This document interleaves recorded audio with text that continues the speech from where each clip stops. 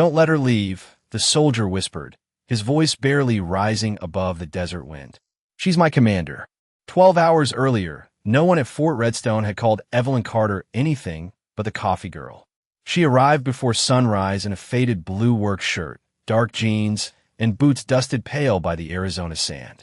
The base was still half asleep when she unlocked the small cafe window inside the logistics building. Fluorescent lights flickered overhead. A ventilation fan rattled behind her. Somewhere beyond the concrete walls, a helicopter engine turned over with a low mechanical growl. Evelyn paused for half a second, listening until the rhythm settled, then continued measuring coffee into the steel filter.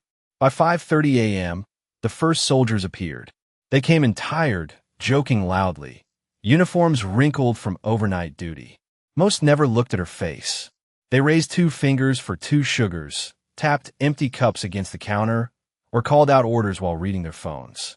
"Morning, coffee girl," Lieutenant Mason Reed said as he stepped to the front of the line. He was 27, polished, confident, and always surrounded by younger soldiers who laughed a little too quickly at his jokes. "Tell me you remembered the important people today." Evelyn placed a large black coffee in front of him before he finished speaking. "No suga." A thin layer of foam. Lid turned so the opening faced his right hand. Mason glanced at the cup. "See that?" he told Corporal Ben Foster. "She may not know rank, but she knows survival." The men laughed. Evelyn only wiped a small ring of coffee from the counter. She knew Mason had slept less than 4 hours. She knew Foster favored his left knee after long runs. She knew the communications sergeant standing behind them had switched to decoff 3 weeks earlier, but still pretended otherwise. She noticed things because noticing had once kept people alive. Now it kept the morning line moving. At 6:10, a cargo truck passed outside, its engine uneven. Evelyn looked toward the wall before anyone else heard the brief metallic knock beneath the chassis. At 6:18, the base loudspeaker crackled twice without an announcement. Her hand stopped over the sugar packets. The room continued buzzing with conversation. Mason leaned against the counter and nodded toward the training fields. "Big exercise today. Range 12. You should come watch. Coffee girl. Might be the closest you ever get to command operations." Evelyn met his eyes. There was no anger in hers, only a stillness that made his smile weaken for an instant. "Range 12, she asked. "That's what I said." Outside, across a strip of sun-bleached dirt, a buckskin Mustang lifted its head inside the veteran therapy corral. Dakota stood motionless, ears turned toward the eastern ridge. Evelyn followed the animal's gaze. The sky was clear. The wind was steady. Nothing looked wrong. Yet the old scar beneath her collarbone had begun to ache, and somewhere deep inside her, a door she had kept closed for 7 years quietly opened. By 7 o'clock, the line at the cafe window stretched past the supply office, and Evelyn moved through the orders without writing down a single one. Black coffee for Sergeant Lewis. 2 creams for Major Collins. Hot tea for the medic who had been coughing since Monday. She remembered everything, yet almost no one remembered her name. Some tapped the counter without looking up. Others called her Miss, Ma'am, or simply Coffee. A few younger soldiers snapped their fingers as if speed mattered more than courtesy. Evelyn never corrected them. She placed each cup carefully, turned every lid toward the dringer's dominant hand, and watched the room through the reflection in the stainless steel machine. From there, she could see both entrances, the hallway, and the narrow window facing the vehicle yard. It was an old habit, one she no longer tried to explain. Corporal Ben Foster reached the front of the line, carrying a stack of training folders. "Morning," he said, then hesitated as if searching for her name and finding nothing. "You know, coffee person." Mason Reed laughed from a nearby table. "Do not hurt yourself, Foster. Names are for people on the duty roster." A few soldiers joined in. Evelyn set a cup beside Foster's folders before they slipped from his arm. "Careful," she said. "The bottom file is not clipped." Foster looked down. She was right. The metal fastener had come loose, and one quick movement would have sent pages across the floor. "Good catch," he muttered. Mason raised his cup in mock salute. Fort Redstone's first line of defense against paperwork. Evelyn returned to the machine. The laughter faded behind the hiss of steam. Outside, sunlight had reached the upper ridge, turning the desert rock copper and gold. Through the glass, she could see Dakota pacing the eastern side of the corral.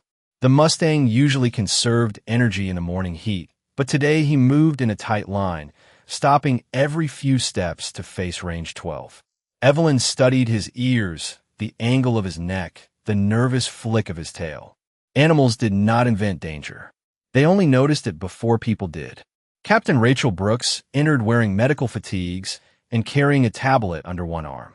Unlike most people, she looked directly at Evelyn. "You have been watching that horse for 10 minutes. "He is watching the ridge," Evelyn replied. Rachel glanced outside. "Storm coming. No coyotes. Not this close to the base." Rachel waited for more, but Evelyn had already turned toward the radio mounted beneath the counter. It gave another burst of static, short and uneven, then fell silent. No one else reacted. Mason checked his watch and stood. "All right, gentlemen. Range 12 in 20 minutes. Try not to embarrass the United States Army." Chairs scraped against the floor. Boots moved toward the exit. Evelyn's eyes followed the training folders under Foster's arm. A red route line crossed the top page, leading east through Dry Creek. Her fingers tightened around the towel in her hand. That road had been closed years ago. At least, that was what the official maps claimed. The last truck left the logistics yard at 7:23, carrying Mason Reed, Ben Foster, and 12 soldiers toward Range 12. Evelyn watched the dust trail disappear beyond the eastern fence, then turned off the cafe warmer, one switch at a time. The room felt larger without the morning crowd.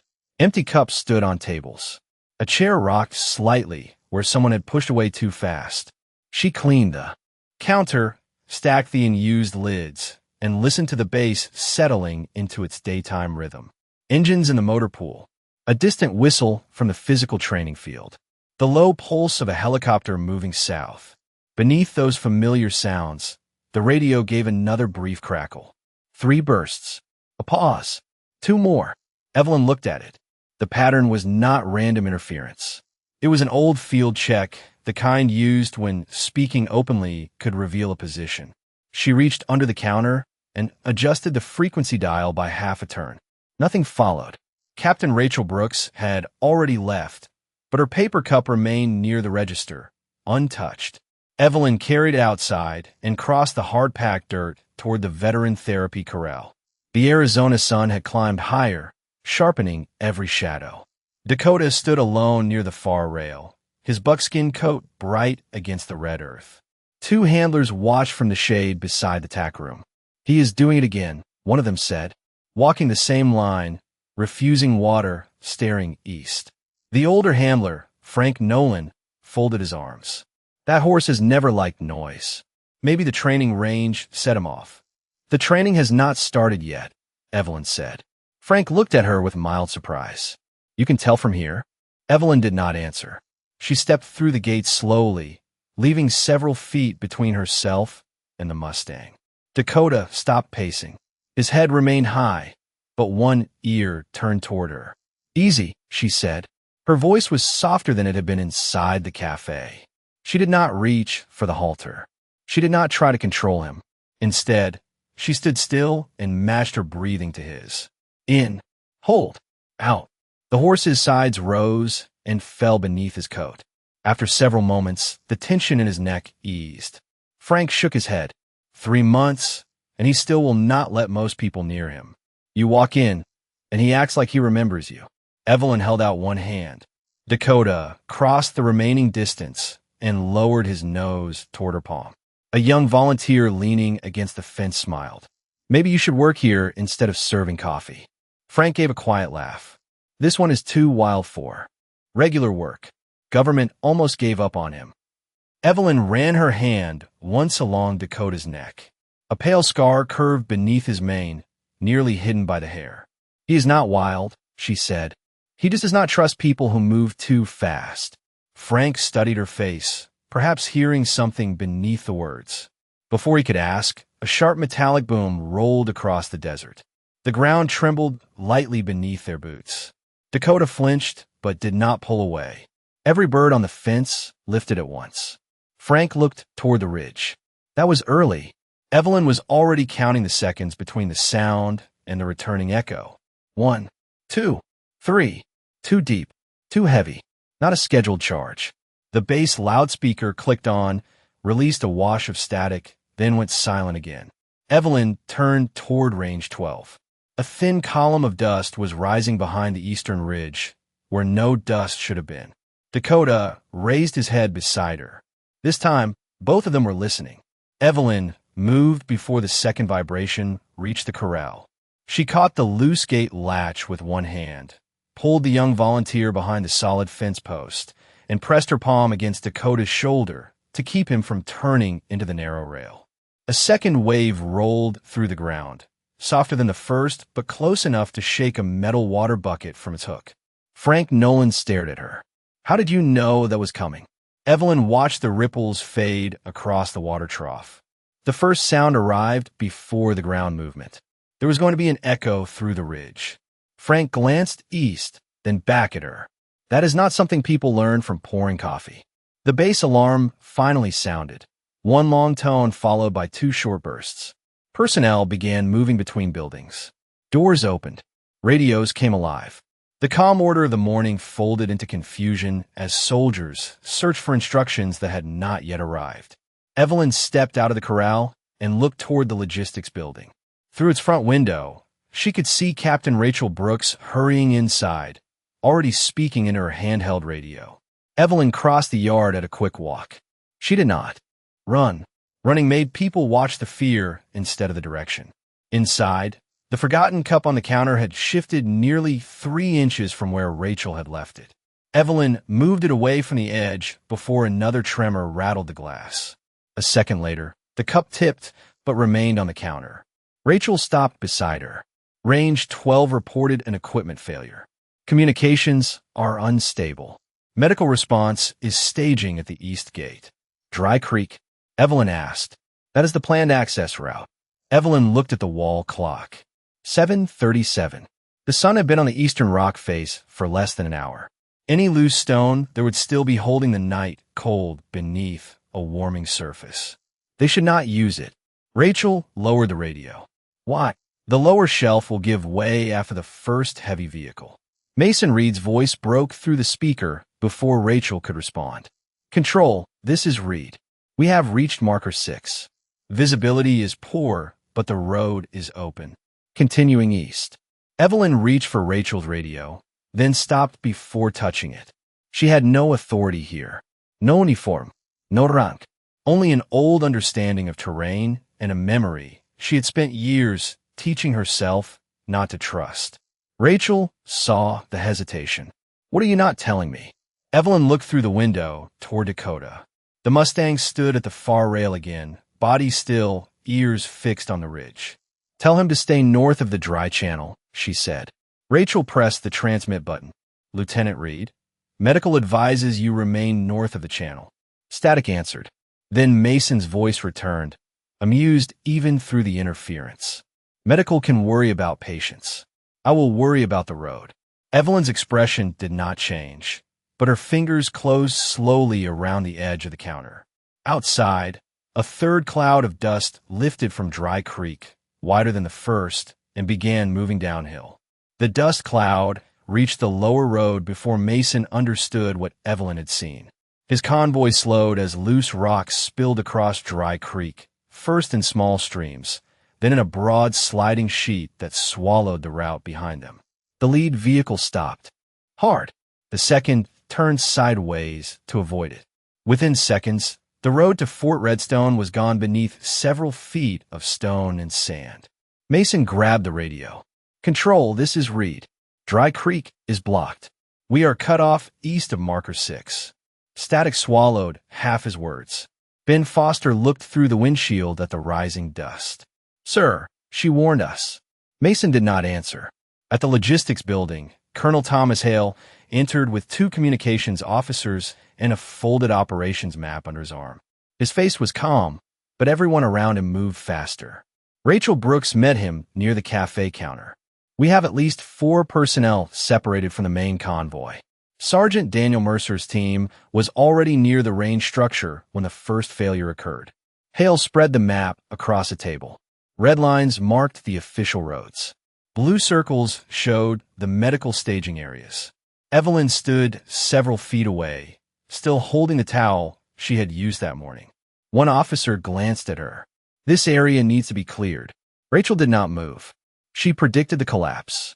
The officer looked at Evelyn's faded work shirt, then at the coffee machine behind her. Based on what? The ridge temperature, the echo pattern, and the movement through the dry channel, Evelyn said. Hale raised his eyes. You saw all that from here? Enough of it. The radio crackled again. Mason's voice came through weaker now. We have 1 vehicle disabled. Foster is checking the rear axle. Mercer's team is not responding on the main frequency. A communications specialist adjusted the controls. Range 12 repeater is down. We may have a dead zone east of the ridge. Evelyn stepped closer to the map. Not a dead zone.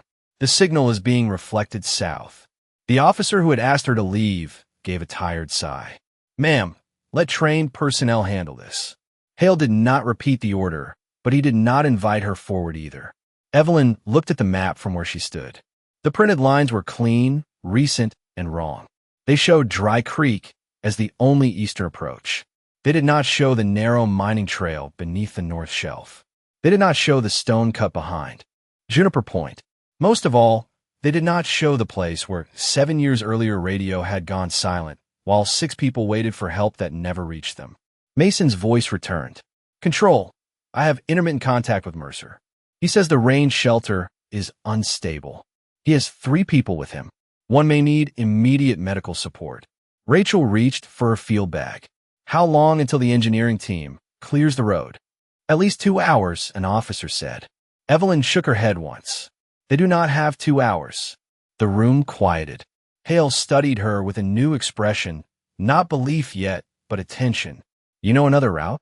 Evelyn placed one finger on the blank northern edge of the map. There's an old service cut here. It is too narrow for a truck, but reaches the east shelf. The communications officer checked his tablet. There is nothing recorded there. Evelyn's gaze remained on the ridge, because the people who used it were removed from the record. Outside, Dakota struck one hoof against the ground. The sound carried through the open doorway like a single knock.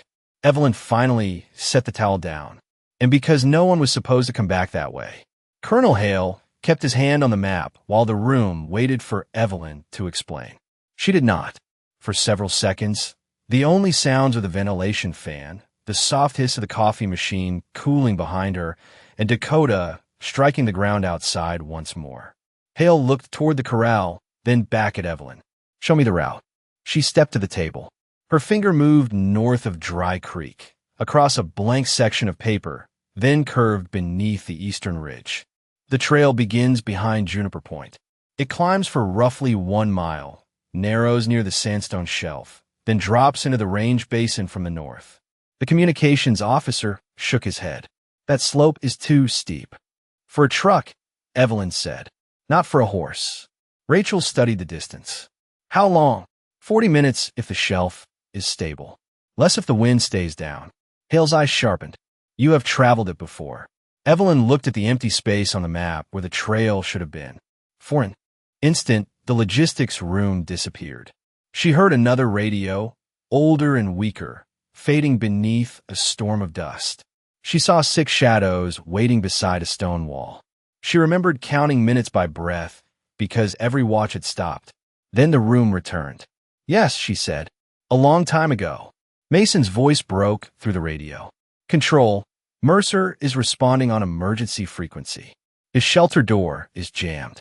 He reports one soldier unable to walk and another becoming disoriented. Rachel picked up her medical bag. I'm going. Hale stopped her with one raised hand. Not through an unverified route. Then send an aircraft, Rachel said. Wind shear near the ridge, the flight coordinator replied. Nothing can land there safely. Evelyn turned toward the doorway. Hale's voice followed her. Where are you going?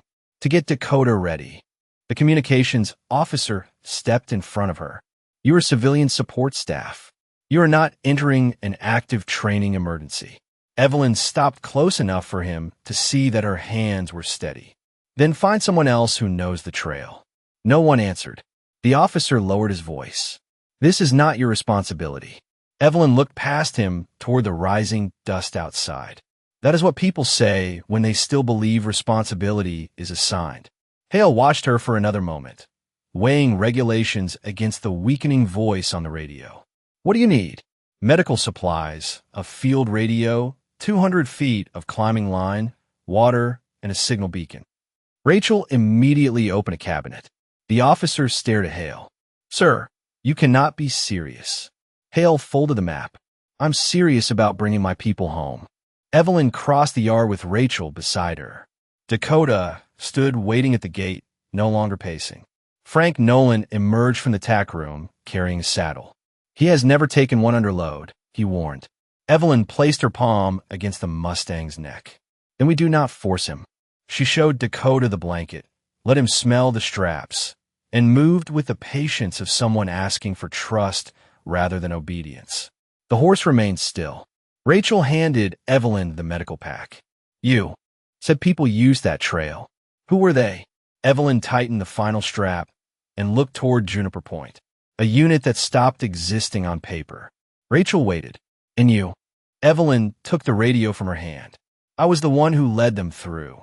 Evelyn led Dakota out of the corral at a measured pace, giving the Mustang time to adjust to the medical pack, climbing line, water, and beacon secured behind the saddle. Frank Nolan walked beside them until they reached the edge of the yard. If he fights the ridge, turn back, he said. Evelyn checked the straps once more. He will tell me before the ridge does. Frank glanced at her, unsure whether she was talking about the horse or the land.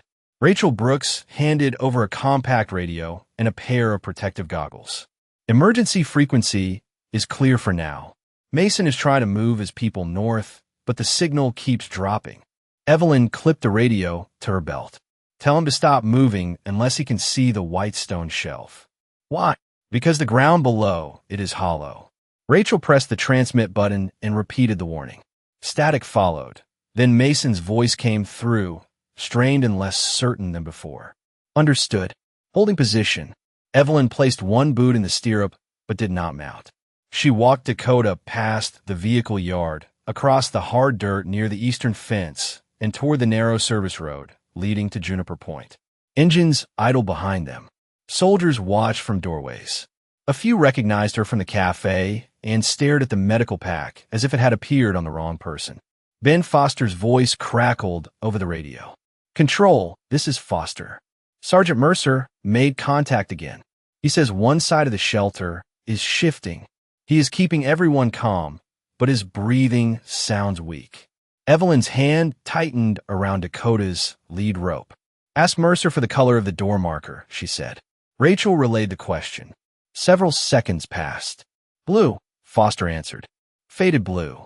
Evelyn looked toward the ridge. That shelter is older than the range map. There is a maintenance vent on the north wall, about 3 feet above the ground. Tell them not to force the main door. Tell them to clear the vent from inside. The communications officer near Rachel leaned toward his microphone. How would you know that? Evelyn did not respond. She had reached the fence gate. Beyond it, the road narrowed into open desert. Dakota stopped. His body stiffened beneath the morning light. Wind moved through the dry grass, carrying the smell of dust, warm stone, and distant fuel. Evelyn stepped in front of him and waited. She did not pull the reins. She placed one hand against the white mark on his forehead and let him study the land ahead. You do not have to trust the trail, she whispered. Only trust the next step. Dakota exhaled, long and low. Then he moved forward. At Juniper Point, the paved road ended beneath a line of broken rock. 2 possible paths opened ahead. The southern route was wider, smoother, and already marked by fresh tire tracks. The northern route was barely visible, no more than a pale seam climbing between sandstone walls. Dakota turned his head south, then stopped so abruptly that the supply pack shifted. His ears flattened.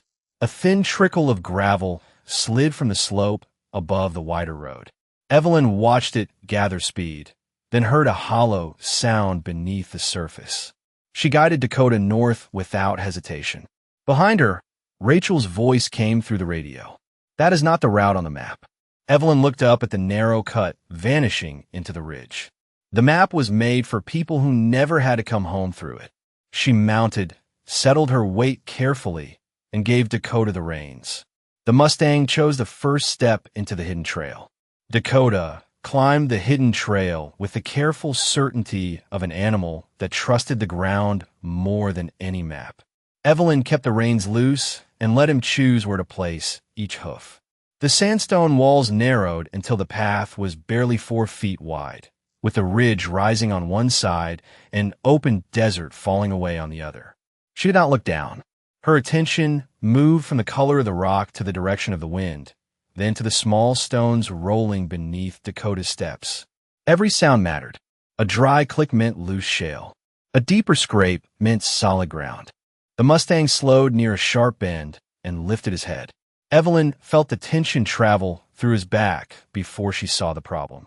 A section of the trail ahead had cracked, leaving only a narrow strip against the wall. She dismounted and walked beside him. "Easy," she said. Dakota tested the edge with one hoof, pulled back, then tried again. Evelyn placed one hand on his shoulder, not pushing, only reminding him that he was not alone. Together, they crossed the weakened section one step at a time. When they reached solid ground, Dakota released a breath that sounded almost human. Evelyn touched his neck. "Good choice." The radio at her belt came alive with Rachel's voice.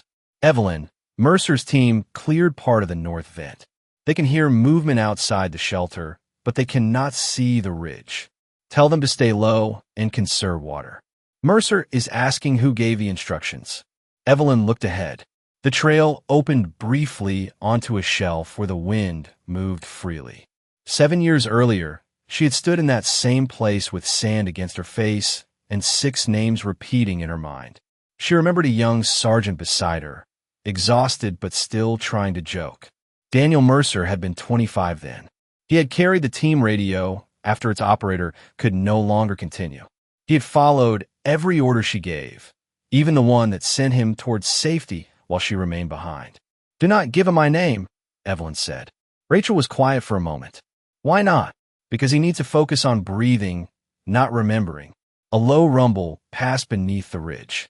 Dakota shifted sideways, placing himself closer to the wall. Evelyn watched a line of dust fall from the sandstone above. "Rachel, stop all vehicles near marker 6. No engines for 3 minutes. What are you hearing?" "The shelf is carrying vibration." Rachel relayed the order without argument. The radio went silent. So did the distant machinery. In the sudden quiet, Evelyn heard something else, faint but regular, coming from beyond the next rise. 3 taps. Pause. 3 taps again. Metal against stone. A field signal. Someone was still conscious enough to call for help. Evelyn mounted and guided Dakota forward. The trail descended toward a narrow basin filled with pale dust. At the far side, part of an old concrete structure rose from the ground, its main entrance blocked by debris. A faded blue marker remained above the door. Mason Reed stood 50 yards away with Ben Foster and 2 soldiers, searching for a safe approach. Mason saw Evelyn coming down the ridge and stared as if the desert itself had delivered the wrong person. "How did you get here?" he called. Evelyn did not answer the question. She pointed toward the slope above the shelter. "Move everyone north of that white stone line. Now." Mason looked up, then back at her. "We need to reach Mercer." "You will," she said. Her voice was calm, level, and impossible to dismiss. "But not from where you were standing." Mason hesitated for only a second before turning toward the others. "North of the white stone line," he ordered. "Move." Ben Foster and the 2 soldiers followed, carrying equipment away from the unstable slope. Evelyn dismounted and led Dakota behind a low sandstone wall where the ground was firm. She removed the medical pack, climbing line, and signal beacon, then handed the reins to Foster. "Keep him facing the wind. If he pulls back, do not fight him." Foster looked at the Mustang, then at her. You trust the horse more than the map? Today, yes. Another faint series of taps came from inside the shelter. Evelyn moved toward the north wall, scanning the concrete, the fallen stone, and the narrow band of shadow near the base. Mason followed. The main entrance is blocked. Engineering says we should wait for lifting equipment. Engineering is 2 hours away. Then what do you suggest? Evelyn knelt beside a section of wall half covered by sand. She brushed away the dust and found the edge of a rusted metal grate. The maintenance vent. Mason stared at it. That is barely wide enough for a person. It does not need to be wide enough yet. She pointed to 2 anchor points above the opening. Secure the line there. Foster takes the left side. You take the right. No saben pulling. Mason studied her face. You have done this before. Evelyn checked the concrete for fresh cracks. Listen first. Questions later. Her voice was not loud, but everyone moved. Mason tied the line exactly where she indicated. Foster cleared loose sand from the lower edge. The other soldiers placed the signal beacon in open ground and marked a safe path with bright cloth. Within minutes, the scattered group began working as one unit. Evelyn pressed her ear near the grate. Mercer, she called.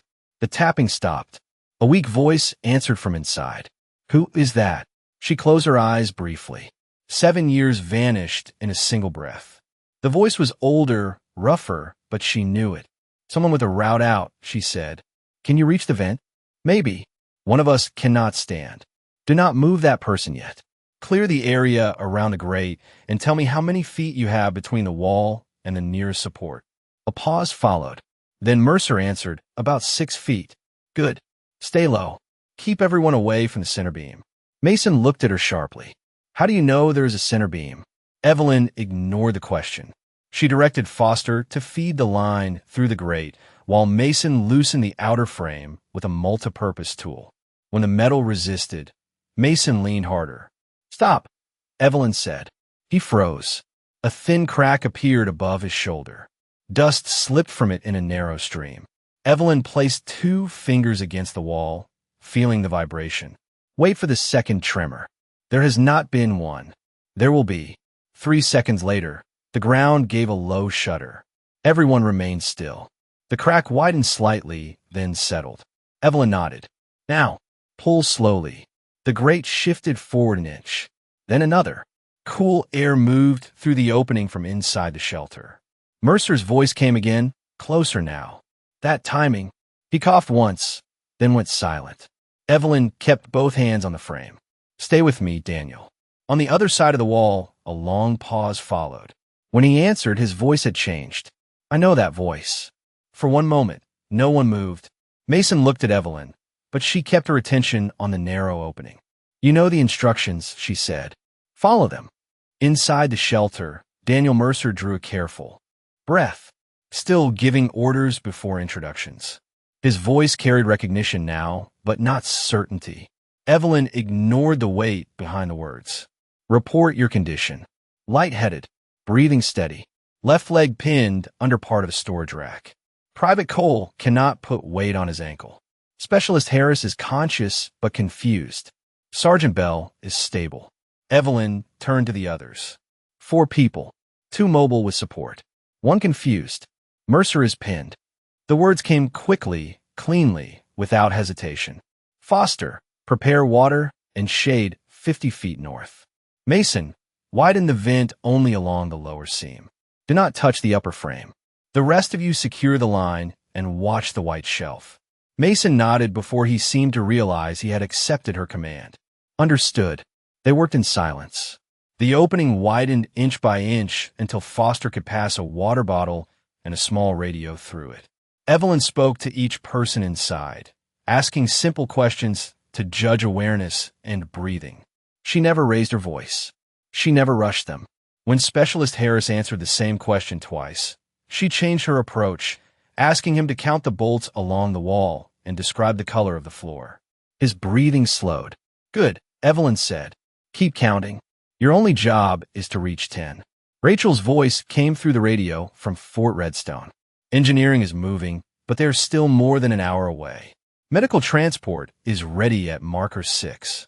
They will need a new staging point, Evelyn replied. The southern route is unstable. Bring them to Juniper Point. Rachel paused. You are directing the entire response now. Evelyn looked toward the shelter. Someone has to. Dakota suddenly lifted his head and stepped backward. Foster tightened his grip on the reins. He is pulling away. Evelyn looked at the slope above them. Small stones had begun trembling along the white shelf.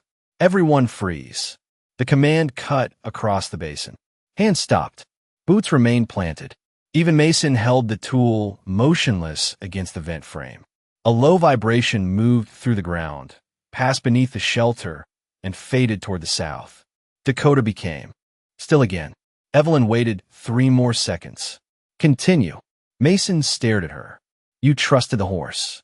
He felled it before we did. The lower section of the grate finally came free. Cool air rushed outward. Ben Foster lowered himself near the opening and looked inside. I can see them. Evelyn took the medical pack and moved beside him. Mercer, we're bringing Cole out first. Bell follows. Harris third. You stay where you are until the rack is stabilized. Negative, Mercer answered. Take the others and leave me. Evelyn's expression hardened, not with anger, but with something older. That is not your decision. Silence filled the shelter. Then Mercer gave a faint, tired laugh. There it is. Mason looked between them. What does that mean? Mercer did not answer him. Evelyn fed the climbing line through the opening and secured it around the interior support as Daniel described its position. One by one, the first 3 soldiers moved toward daylight, guided by her voice. When Specialist Harris emerged, confused and unsteady, Evelyn placed a hand on his shoulder. Look at me. You are safe. Walk toward the horse. He obeyed immediately. Behind the wall, Daniel spoke again, softer this time. 7 years, and you still sound exactly the same. Evelyn closed her eyes for half a breath. Then she reached for the line that would bring him out. Evelyn secured the line twice, tested the anchor, and lowered herself beside the opening. Mason Reed, move closer. Tell me what you need. A steady pull when I say, no sooner. She passed a padded strap through the vent and waited while Daniel guided it beneath the fallen rack. His breathing came unevenly through the radio, but his voice remained controlled. Strap is in place. Evelyn looked at Mason. Take the slack. Mason pulled until the line tightened. Ben Foster joined him, bracing his boots against the hard ground. Hold there, Evelyn said. She listened to the shelter. A faint scrape came from inside, followed by Daniel drawing a sharp breath. The rack moved, he said. About an inch. That is enough. Free your legs slowly. Several seconds passed. Dust drifted from the upper seam. Dakota shifted near the sandstone wall, but he did not pull away. Evelyn watched the horse from the corner of her eye while keeping one hand on the vent frame. Daniel? Almost clear. Mason glanced toward the white shelf. We should move faster. Evelyn shook her head. Fast is not the same as early. Inside, metal scraped once more. Then Daniel's voice returned. I am free. Evelyn immediately changed the line position and directed Mason and Foster to lower tension. Move toward the vent on your elbows. Keep your weight off the left side. Daniel appeared in the shadow beyond the opening. Older than the man in Evelyn's memory, his face covered with dust, his uniform torn at one sleeve. When he saw her, he stopped. The years between them seemed to gather in the narrow space. It really is you, he whispered. Evelyn reached through and caught his forearm. Keep moving. We look for you. Not now. We thought you were gone. Her grip tightened. Daniel, move. He obeyed. Mason and Foster guided him through the opening and onto the ground. Evelyn supported his shoulders while Rachel's instructions came through the radio.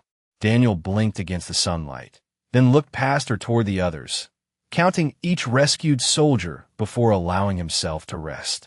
Evelyn noticed. He still counted people before pain. All 4 are out, Foster reported. Relief moved through the group, quiet and immediate. Mason crouched beside Daniel. Sergeant, can you hear me? Daniel nodded, but his eyes remained on Evelyn. You called her something before, Mason said. What did you mean? Evelyn began checking Daniel's breathing and circulation. Save the questions. Daniel lifted one hand and closed it around her wrist. Beneath the dust, he saw the worn leather strip she had used to secure the medical pack. His expression changed. 7 years earlier, he had tied that same strip around her wrist after their last successful extraction, telling her that a commander should carry something made by the people she brought home. She had never removed it for long. Daniel looked at the soldiers surrounding them, then back at the woman they had known only behind a counter. His voice was weak, but every person in the basin heard it. Commander. No one moved. Even the radio seemed to fall silent. Mason's face lost all color. Ben Foster stared at Evelyn, as if seeing her for the first time. Daniel drew another breath. You brought us home once. Evelyn held his gaze. And I'm doing it again. A low rumble passed through the ridge. Dakota stamped once. Evelyn stood immediately. Everyone north of the marker. We leave now. This time, no one questioned her. The group moved north in a tight line, following the path Evelyn marked through the basin. Mason and Ben supported Daniel between them, while the other rescued soldiers stayed close to Dakota. The Mustang carried the medical pack and extra water, stepping carefully over loose stone without needing to be pulled. Evelyn walked at the front, watching the ridge, the wind, and the small movements of dust that warned her where the ground was least stable. Behind them, part of the old shelter wall gave way with a deep rolling sound, sending a cloud across the place where they had been standing less than a minute earlier. No one spoke. Mason looked at Evelyn, then at the collapsed section, and finally understood that every order she had given had been measured against something he could not see. At Juniper Point, the medical team met them with stretchers and water. Rachel Brooks hurried to Daniel, but he would not release Evelyn's wrist until she leaned close enough to hear him. You disappeared after Raven Echo, he said. We were told the records were sealed. They were. Why did you leave? Evelyn looked toward the eastern ridge. For a moment, she heard the old radio again, 6 voices waiting beneath the same desert sky. Because 17 people came home, she said quietly, and 6 did not. Daniel's expression softened. You saved who you could. That does not make the others lighter to carry. Rachel began treating him, and Evelyn stepped away before anyone could answer. By the time Colonel Hale arrived, Mason had already removed his officer's cap. Sir, he said, we need to verify her identity. Hale studied Evelyn, who stood beside Dakota, brushing dust from the horse's neck. I already started. A communications. Officer opened a secure tablet. The first search returned nothing beyond her current civilian employment. Hale entered an authorization code and tried again.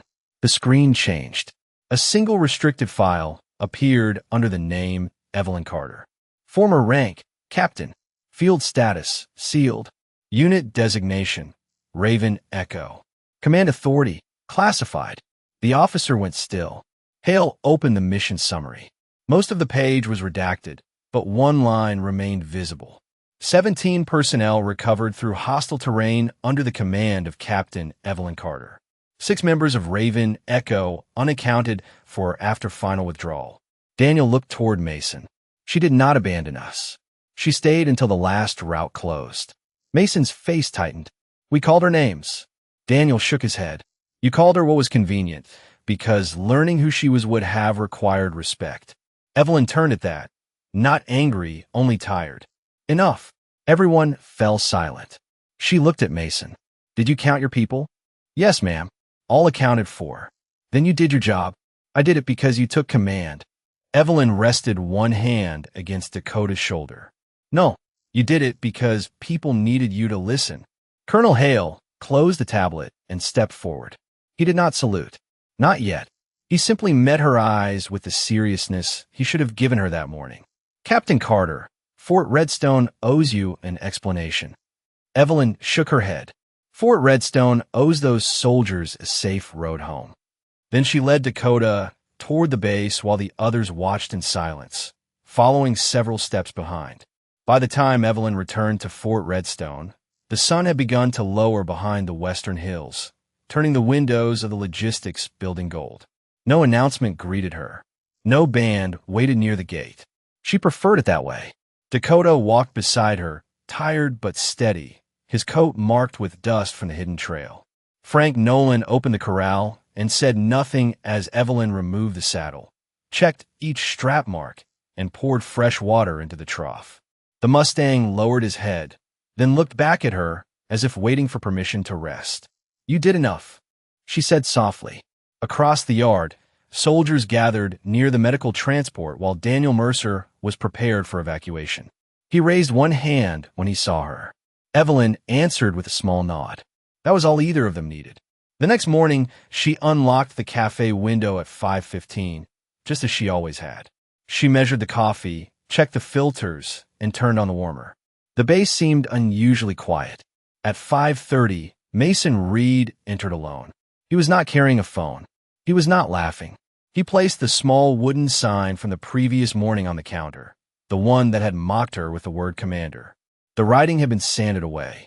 "I thought this belonged to you," he said. Evelyn looked at the blank surface. "It belongs in the trash."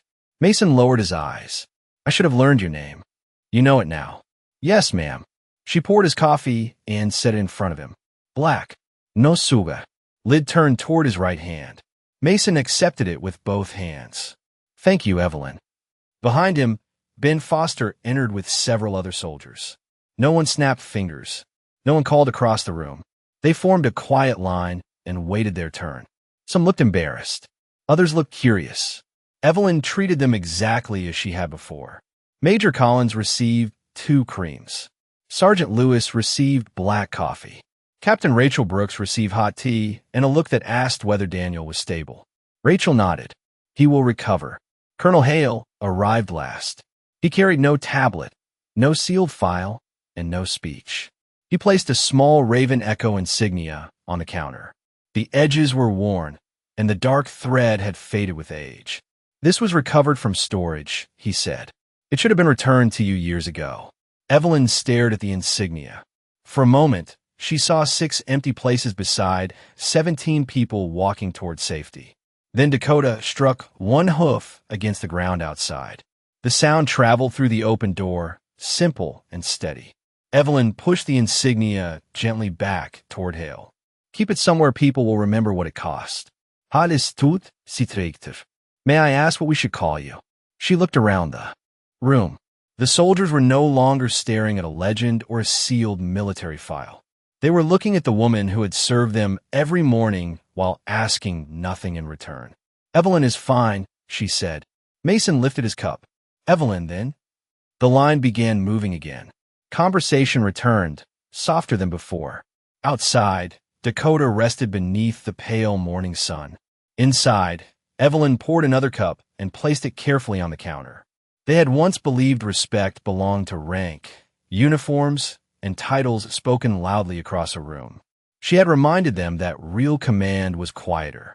It was knowing the road when the map failed, staying calm when fear arrived, and bringing people home without asking anyone to remember your name.